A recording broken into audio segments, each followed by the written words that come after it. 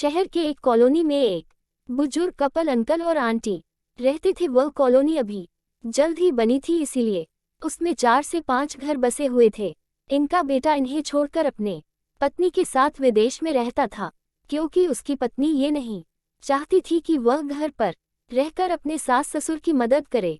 ये बुजुर्ग अंकल और आंटी जिस कॉलोनी में रहते थे, उन्हें हमेशा से यह डर रहता था कि कहीं कोई घटना ना हो जाए, इसलिए वे ज्यादा घर से बाहर नहीं निकलते थे। लेकिन उनका ये रूटीन था कि वह हर सुबह सूरज निकलने के बाद टहलने के लिए निकल जाते थे।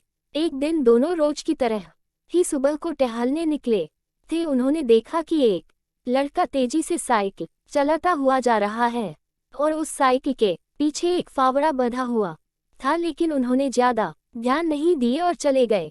दूसरे दिन उसी समय फिर से वह लड़का देखा और उसी तरह तेजी से साइकिल चलाता जा रहा था। इसी तरह तीसरे और चौथे दिन भी वह लड़का दिखा। 5वें दिन आंटी जी ने अंकल जी से पूछा कि ये लड़का हर रोज सुबह इसी समय तेजी से साइकिल चलाते हुए जाता है, मुझे लगता है कि कुछ गड़बड़ है, कहीं ये लड़का कोई गलत काम करने तो नहीं जा रहा है। लेकिन अंकल जी ने मना कर दिया कि जा रहा होगा कहीं हमसे क्या। परंतु आंटी जी बोली, हमको देखना चाहिए कि हमारे कॉलोनी में कोई गड़बड़ तो नहीं। अंकल जी बोले, ठीक है, अगले दिन हम इस लड़के का पीछा करेंगे और देखेंगे कि ये जा कहाँ रहा है। अगले दिन सुबह को फिर से वो लड़का तेजी से साइकिल चलाता निकला उनके पीछे। अंकल और आंटी जी भी गई। उन्होंने देखा कि थोड़ी दूर जाने के बाद वह लड़का एक पेड़ के पास साइकिल खड़ी कर दी। उसी पेड़ के पास थोड़ी सी खाली जमीन पड़ी थी और उसे वो खोदने लगा। अंकल और आंटी जी कुछ देर तक देखते रहे कि ये लड़का क्या कर रहा है, लेकिन लड़का जमीन खोदे जा रहा था। कुछ देर बाद उन्होंने लड़के से पूछा कि आप ये जमीन क्यों खोद रहे हो।